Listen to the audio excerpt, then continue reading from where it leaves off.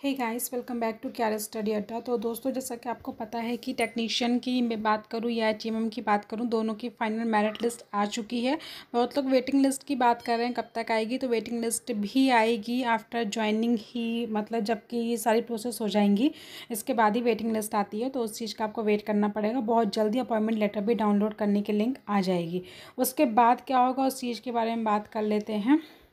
तो उसके बाद जैसा कि आप देख पा रहे हैं, एक फॉर्म आपके सामने है। एक्चुअली में क्या होता है, जब भी कॉल लेटर या फिर अपॉइंटमेंट लेटर की जो लिंक आती है उसको डाउनलोड करने के बाद कुछ आपको फॉर्म फिल करने होते हैं। वही फॉर्म्स के बारे में आपको बता रही, इन शॉर्ट बताऊंगी बहुत जल्दी, ताकि आपका ज़्यादा टाइम भी वेस्ट ना हो। तो ये कहलाता है अभिप्रमाणन फॉर्म। ऐसे ही 3 फॉर्म होते हैं, एक बायोडाटा फॉर्म होता है, एक मैरिज डिक्लेरेशन का फॉर्म होता है। तो ये जो फॉर्म आप देख पा रहे हैं ये काफ़ी बड़ा फॉर्म होता है और इसमें जो भी इन्फॉर्मेशन आप देख पा रहे हैं ये सब सारी इन्फॉर्मेशन आपको खुद से फुलफिल करनी होती है। और ये फॉर्म आपको एनसीएल की वेबसाइट पे मिल जाता है। वहाँ से आपको डाउनलोड करके यहाँ पूरा फॉर्म फिल करना होता है। चाहे आप हिंदी में फिल करें या इंग्लिश में फिल करें, ये आपके ऊपर डिपेंड करता है। तो जो भी इन्फॉर्मेशन यहाँ पे मांगी जाती है ये पूरी इन्फॉर्मेशन आपको खुद से फिल करनी होती है। और ये फॉर्म कोई छोटा सा फॉर्म नहीं होता है कि 1 पेज का फॉर्म होता है। ये काफ़ी बड़ा फॉर्म होता है, जैसा कि आप देख ही पा रहे हैं। 4 से 5 पेजेस का फॉर्म, ये 6 पेजेस का फॉर्म होता है। ये सिर्फ मैं अभी प्रमाणन फॉर्म की बात कर रही हूँ, ठीक है, जो 4 पेजेस का होता है। इसके बाद ये बायोडाटा फॉर्म आप देख पा रहे हैं, ये सिंगल 1 पेज का होता है, अपन बोल सकते हैं। तो ये 1 से 2 पेजेस का ये होता है बायोडाटा फॉर्म। इसको भी आपको ही फिल करना होता है, ठीक है। इसके बाद फॉर्मेशन को एकदम सही सही फिल करने के बाद इसके बाद एक और फॉर्म होता है जो मैरिज डिक्लेरेशन फॉर्म कहलाता है, जैसा कि आप लोग देख पा रहे हैं। तो इसका मतलब ये नहीं होता है कि जिनकी मैरिज होगी है सिर्फ उन्हीं को ये फॉर्म फिल करना होता है, ऐसा कुछ भी नहीं होता। जो अनमैरिड होते हैं ना, उनको भी ये फॉर्म फिल करना होता है। जैसा कि आप छोटी सी इन्फॉर्मेशन यहाँ पे देख पा रहे हैं कि पूछी गई है, तो ये फॉर्म उन लोगों को भी फिल करना होता है जो अनमैरिड होते हैं, कि हम अनमैरिड हैं। तो ये सारी चीज़ जो भी यहाँ पर पूछी जाती हैं वो सारी चीज़ें फुलफिल करनी होती हैं। तो ये ऐसे 3 फॉर्म्स होते हैं जो आफ्टर अपॉइंटमेंट लेटर जब डाउनलोड हो जाता है, जो कि बहुत जल्दी लिंक जिसकी अपडेट होने वाली है, तो उसके डाउनलोड होने के बाद ये फॉर्म्स आपको फिल करना बेहद ज़रूरी होता है। और इन फॉर्म में भी आपको कोई भी गलती नहीं करनी होती है। ये तीनों फॉर्म्स थोड़ा सा लंबे होते हैं तो लोगों को कहीं कहीं समझ में नहीं आती, क्योंकि एक ही चीज़ काफ़ी बार पूछी गई होती है। तो उस चीज़ पे आपको बहुत अच्छी तरीके से ध्यान देना होता है। जैसे अगर मैं बात करूँ तो लोगों को मेनली कन्फ्यूज़न होती है एड्रेस में, क्योंकि एड्रेस का जो चीज़ होती है ना, वो वर्तमान पता पूछा जाता है। फिर आपका मतलब जो हमेशा वाला पूछा जाता है। तो उसमें बहुत सारे लोग जो होते हैं कन्फ्यूज़ हो जाते हैं कि हम कौन सा एड्रेस यहाँ पर फुलफ़िल करें।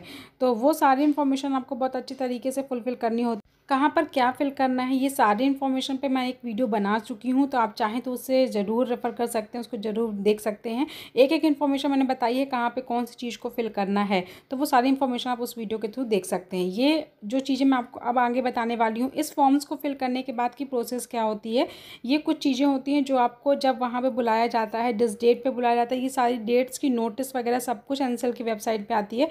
उसके बाद आपको कुछ चीज़ें लेकर के जानी होती है। जैसे अगर मैं बात करूँ 3 sets of self attested documents लेकर जाने होते हैं। ओरिजिनल डॉक्यूमेंट की रीचेकिंग होती है वहाँ पे, ठीक है। और जिस जहाँ पर भी आपको बुलाया जाता है उस वहाँ पे आपको रिपोर्टिंग करनी होती है।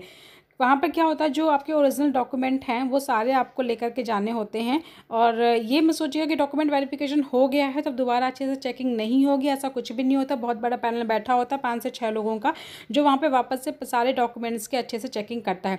और वहाँ पर आपको कोई भी रेक्टिफाई करने का कोई भी मौका नहीं दिया जाता है, क्योंकि अभी जब आपका डॉक्यूमेंट वेरिफिकेशन हुआ होगा तो अगर आपके डॉक्यूमेंट्स में कुछ भी गलती रही होगी, जैसे कि अगर मैं बात करूँ कास्ट सर्टिफिकेट की, तो अगर किसी का स्टेट का रहा होगा और उन्हें सेंट्रल का चाहिए है, तो उन लोगों ने ये चीज़ें लिख कर दी होंगी। तो आपको वो चीज़ें रेक्टिफाई करके, जो अगर किसी के भी जो चीज़ें लिख कर दी गई हैं कि आपको ये रिक्वायरमेंट हैं, तो आप उसे अभी तक भी रेक्टिफाई कर सकते हैं, क्योंकि जब तक डेट नहीं आ जाती आपके रिपोर्टिंग की कि आपको रिपोर्टिंग कब करनी है। तो जब तक सारी चीज़ों को रेक्टिफाई करके आप जो है तो अपने ओरिजिनल डॉक्यूमेंट्स लेकर के वहाँ पर जा सकते हैं। और ओरिजिनल डॉक्यूमेंट की अगर मैं बात करूँ तो जो भी आपके पास वैल्यूएबल डॉक्यूमेंट होते हैं, जैसे ज़रूरी नहीं है कि अगर आपने एलिजिबिलिटी मांगी गई है आईटीआई की तो आप सिर्फ आईटीआई का ही डॉक्यूमेंट लेकर जाएं, ऐसा कुछ भी नहीं है। आपके पास जो भी हायर एजुकेशन के भी अगर आपके पास ओरिजिनल डॉक्यूमेंट्स हैं तो आप उन्हें भी लेकर के जा सकते हैं। और लेकर जाना ही है, क्योंकि ये सारी चीज़ें वहाँ पर एक रिपोर्ट टाइप की हो जाती है, तो रिपोर्ट हो जाती है उन सारी चीज़ों की, तो वो सारी चीज़ें कंसीडर की जाती हैं। आगे आपकी जो भी प्रमोशन वाली चीज़ें होती हैं उनमें कहीं ना कहीं वो चीज़ें भी अफेक्ट करती हैं। तो वो सारे ओरिजिनल डॉक्यूमेंट, अगर आप 10th पास हैं, 12th पास हैं, अब ये जैसे जो वैकेंसी आई थी HEM की अगर मैं बात करूँ तो 10th पास की थी, ठीक है। लेकिन अगर आपके पास उसके बाद भी बहुत अच्छी हायर एजुकेशन की डॉक्यूमेंट्स हैं तो आप उसे भी लेकर के जाएँ। वो चीज़ें आपको बहुत ही बेनिफिशियल रहेंगी, तो वो सारी चीज़ें आपको लेकर के जानी है।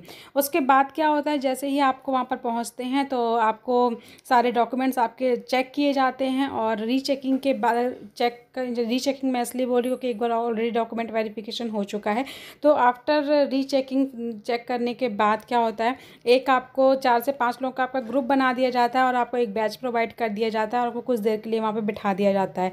फिर उसके बाद आपकी टर्न आती है, और आपकी टर्न आने पर फिर वो वहाँ पे एक आपको लेटर देते हैं जो भी कॉन्फिडेंशियल होता है, जो आपको CMO को सबमिट करना होता है। CMO के पास वो लेटर देना होता है। आपको कहाँ पर सबमिट करना है, तो जैसे अगर मैं बात करूँ सिंगरौली की, तो 2 ही जगह हैं, एक नेहरू है और एक NCL का जो है, तो उसके जो वो जहाँ कहाँ पर आपको जाना है उस लेटर को लेकर के, ये सारी चीज़ें वो खुद बताएंगे कि आपको इस लेटर को लेकर कहाँ जाना है। वो लेटर आपको CMO को देना है, CMO को वहाँ पर कुछ आपके फॉर्मेलिटीज़ पूरी कराई जाएंगी, और उसके बाद आपका मेडिकल होगा। मेडिकल कैसे होता है, क्या चीज़ें होती हैं, उन सारी चीज़ों पर मैं एक बहुत ही लॉन्ग वीडियो बना चुकी हूँ, डीपली वीडियो बना चुकी हूँ, तो अगर आप चाहें तो उसको ज़रूर देख सकते हैं अगर आपको कुछ भी दिक्कत होती है। क्योंकि काफ़ी लोग के कॉमेंट आते हैं कि जो मेडिकल होगा वो नॉर्मल होगा या हार्ड होगा, तो वैसे एकदम नॉर्मल होता है। फिर भी अगर आप चाहें तो अगर किसी चीज़ से आप बचना चाहते हो तो वो वीडियो देख सकते हैं, तो आपको अच्छे से एक बार पता चल जाएगा कि क्या चीज़ें कहाँ पर कैसी होती हैं। आफ्टर मेडिकल क्या होता है वो सारी प्रोसेस भी मैं आपको बता चुकी हूँ, दोबारा बता करके मैं यहाँ पे टाइम आपका बिल्कुल भी वेस्ट नहीं करना चाहती हूँ, तो आप वो वीडियो देख सकते हो, उसमें आपको सारी इन्फॉर्मेशन मिल जाएगी। अच्छा, जो मैंने बायोडाटा फॉर्म और अभिप्रमाणन फॉर्म और मैरिज डिक्लेरेशन फॉर्म बताया है, उसमें से जो 2 फॉर्म्स होते हैं उसको आपको गेजेटेड ऑफिसर से अटेस्टेड कराने होते हैं, ठीक है। मैरिज डिक्लेरेशन फॉर्म को अटेस्टेड नहीं कराना होता है। जो एक और चीज़ डाउनलोड करनी होती है वो होती है कास्ट सर्टिफिकेट, वो आपको NCL का की वेबसाइट से नहीं मिलेगा, उसका प्रोफॉर्मा डाउनलोड करके आपको उसको फुलफिल करना होता है। तो ये होती है सारी प्रोसेस। इसके बाद मेडिकल होता है, मेडिकल के बाद आपको एक और लेटर मिलता है, वो आपको कहाँ पर रिपोर्ट करना होता है वो सारी इन्फॉर्मेशन मैं दे चुकी हूँ, दोबारा मैं यहाँ पर नहीं बताना चाहती हूँ।